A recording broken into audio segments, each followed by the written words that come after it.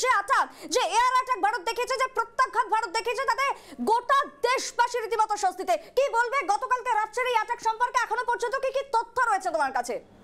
দেখো সুপ্রীতি, সারা বিশ্বকে, সারা ভারতবাসীকে যখন মক ড্রিলের একটা কথা বলছিল ভারত, সেই মক ড্রিলের কথায় একেবারে ওই দিকে নজরটাকে সরিয়ে দিয়ে পাকিস্তানের ওপর হামলা চালিয়েছে ভারত এবং প্রত্যাঘাত হয়েছে। এবং সেই প্রত্যাঘাতের ছবি আমরা দেখাচ্ছি। দেখো একটু আগে এই মুহূর্তে আমরা নিউজ রুম থেকে এই স্ক্রিনটার দিকে তাকাও, আমাদের দর্শকদের দিকে তাকায়, একেবারে হামলা কিভাবে চালানো হয়েছে। পাকিস্তানকে যোগ্য জবাব দিয়েছে ভারত।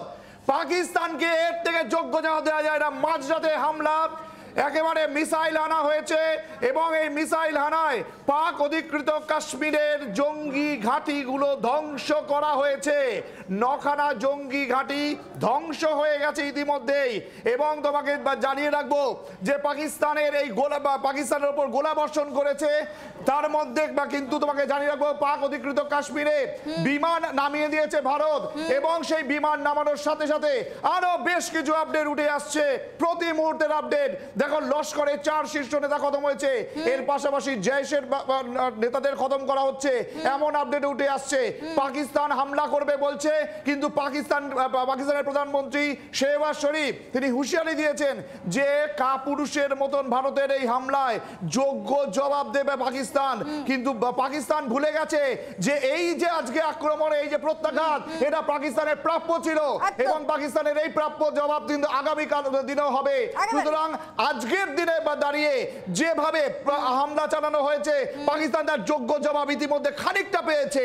অর্থাৎ এখনো পিকচার বাকি আছে, পিকচার শেষ হয়নি, এর জবাব পাবে সুপ্রীতি।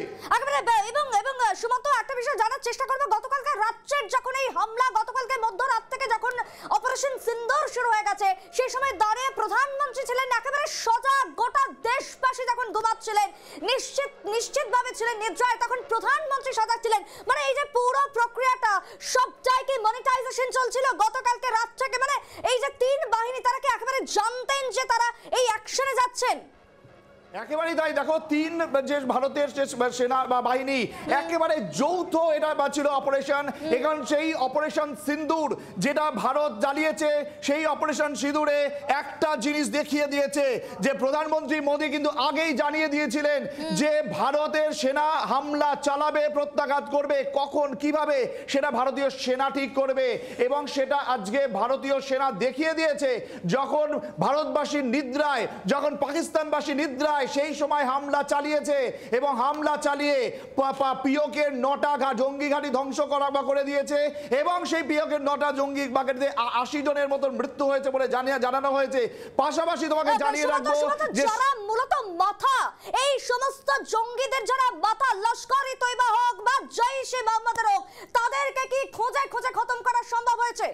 দেখো যে হামলা চালানো হয়েছে শুধুমাত্র সেটা জঙ্গি ঘাঁটিগুলোতে করা হয়েছে। পাকিস্তান তো নোংরামো করার জন্যই ওখানে বসে রয়েছে। পাকিস্তান সারা দেশের কাছে তো শান্তি চায় না। পাকিস্তান যা করেছিল কাপুরুষের মতন, পাকিস্তান যেভাবে ভারতীয় পর্যটকদের ওপর হামলা করেছিল, তার যোগ্য জবাব দিয়েছে ভারত।